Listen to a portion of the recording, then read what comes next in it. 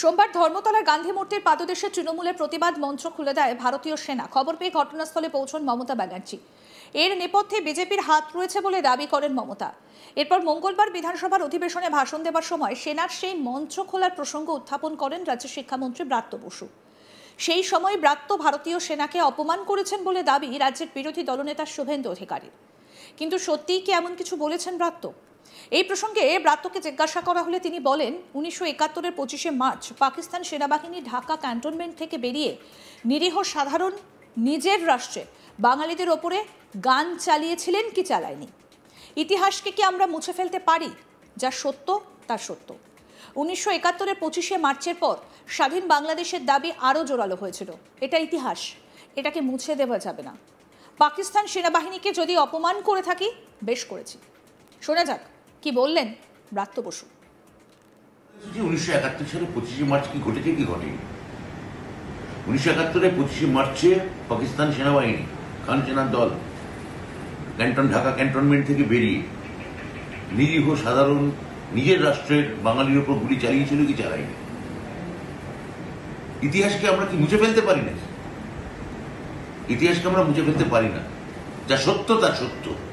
71 সালের 25শে মার্চের পর সেই দিনটা থেকে স্বাধীন বাংলাদেশের দাবি আরো জোরালো, আরো পাকাপোক্ত হয়েছে। এটাই ইতিহাস, এটাকে মুছে দেওয়া যাবে না।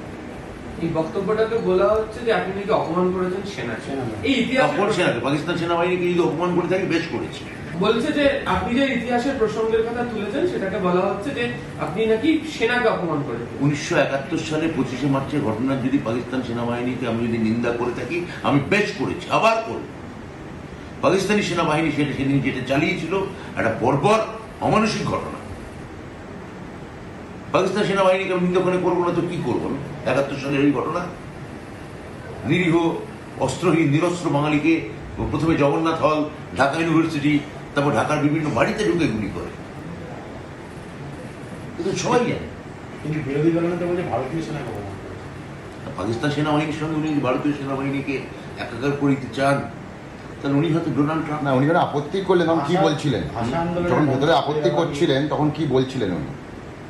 আমার কাছে আমি শুনতে পাই, আমি তো মাইকে বলে যাচ্ছি। কিন্তু আপনার বক্তব্যের পর ভারতীয় সেনা জিন্দাবাদ, ইন্ডিয়ান আর্মি জিন্দাবাদ স্লোগান দিচ্ছিলেন। আমিও বলবো ভারতীয় সেনা জিন্দাবাদ।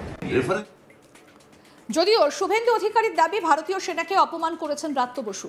ফলে বিধানসভায় অধিবেশন চলাকালীনই ভারতীয় সেনা সম্পর্কে শিক্ষামন্ত্রী ব্রাত্য বসুর মন্তব্যে আপত্তি তোলেন শুভেন্দু। ব্রাত্যের বিরুদ্ধে স্লোগান দিতে শুরু করেন তিনি। একে একে তার সঙ্গে যোগ দেন অন্য বিজেপি বিধায়কেরা। অধিবেশনে হই হট্টগোল শুরু হয়। বারবার সতর্ক করার পরেও পরিস্থিতি না বদলানোয় শুভেন্দুকে সাসপেন্ড করেন স্পিকার বিমান ব্যানার্জি। তারপরে অধিবেশন কক্ষ থেকে বেরিয়ে যান বিজেপির বিধায়কেরা। শুভেন্দুর অভিযোগ, অরূপ বিশ্বাসের কথায় অফিসিয়াল প্রস্তাব না এনে স্পিকার বিমান ব্যানার্জি তাকে সাসপেন্ড করেছেন। শুনে নেওয়া যাক কি বললেন শুভেন্দু অধিকারী। শুনুন।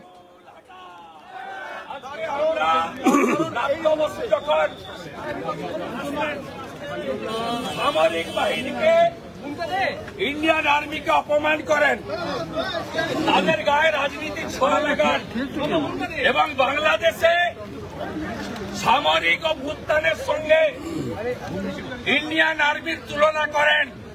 গতকাল অবৈধ ছামড়া ভাঙা নিয়ে আমরা ইন্ডিয়ান আর্মি জিন্দাবাদ, হিন্দুস্তান জিন্দাবাদ, ভারতীয় সেনার অপমান মানছি না, মানব না।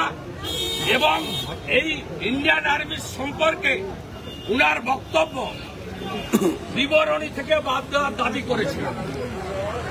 অরূপ বিশ্বাসের নির্দেশে এই স্পিকার বিমান ব্যানার্জি, যার মেরুদণ্ড নেই, তিনি অরূপ বিশ্বাসের কথায় অফিসিয়াল প্রস্তাব না এনে তার চেয়ার থেকে তিনি বিরোধী দলনেতাকে সাসপেন্ড করেন। আমি প্রাউড, রামপুরহাটের বক্তব্যে মুসলমান মহিলা শিশু পুরানোর জন্য প্রতিবাদ করতে গিয়ে আমাকে সাসপেন্ড করেছিল। পরবর্তীকালে দেবী দুর্গার মূর্তি ভাঙা নিয়ে আমাকে সাসপেন্ড করেছিল। আজকে ভারতীয় সেনার হয়ে বলার জন্য ভারতীয় সেনাকে অপমান এবং রাজনীতিকরণের বিরুদ্ধে আওয়াজ তোলার জন্য বিরোধী দলনেতাকে সাসপেন্ড করা হয়েছে।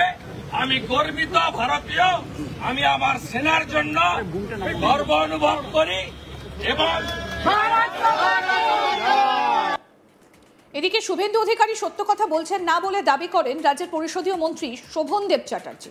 কি বলেছেন শুনবো। ভারতীয় সেনা জিন্দাবাদ এই স্লোগান দিচ্ছিলেন, তারপর তাকে সাসপেন্ড করা হয়েছে এবং সেটা তিনি মুখেও বলেছেন বাইরে যে অরূপ বিশ্বাসের ইন্ধনে বা তার ইশারায় বা এই ধরনের কিছু স্পিকার এই সিদ্ধান্ত নিয়েছেন, এরকম অভিযোগ করেছে। সর্বৈব মিথ্যা, অসত্য।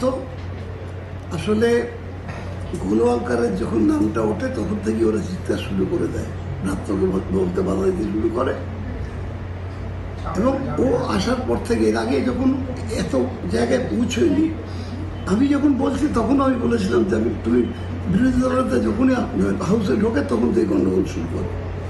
আমার যখন বক্তব্য রাখছিলাম তখন আমি বলছি সেটা, তার তো অনেক বড় ব্রাত্য বলেছে।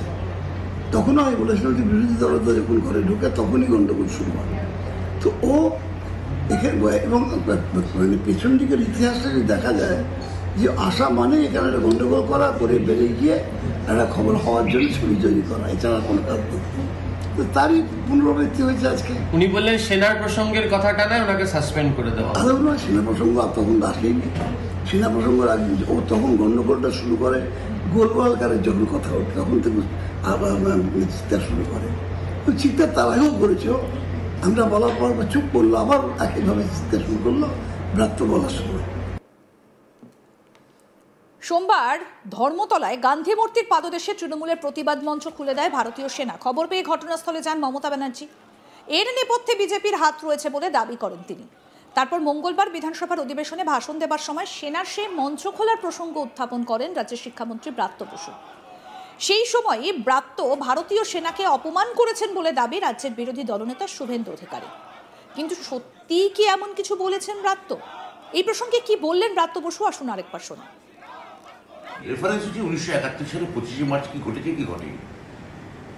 1971 25শে মার্চে পাকিস্তান সেনাবাহিনী, খান সেনার দল ঢাকা ক্যান্টনমেন্ট থেকে বেরিয়ে নিরীহ সাধারণ নিজের রাষ্ট্রের বাঙালির উপর গুলি চালিয়েছিল কি চালায়নি? ইতিহাসকে আমরা কি মুছে ফেলতে পারি না? ইতিহাসকে আমরা মুছে ফেলতে পারি না। যা সত্য তা সত্য। 71 সালের 25শে মার্চের পর সেই দিনটা থেকে স্বাধীন বাংলাদেশের দাবি আরো জোরালো, আরো পাকাপোক্ত হয়েছে। এটাই ইতিহাস, এটাকে মুছে দেওয়া যাবে না। আরো আপডেট পেতে দেখতে থাকুন আজ তাক বাংলা। সাবস্ক্রাইব করুন, নোটিফিকেশন পেতে বেল বাটন অপশন প্রেস করুন।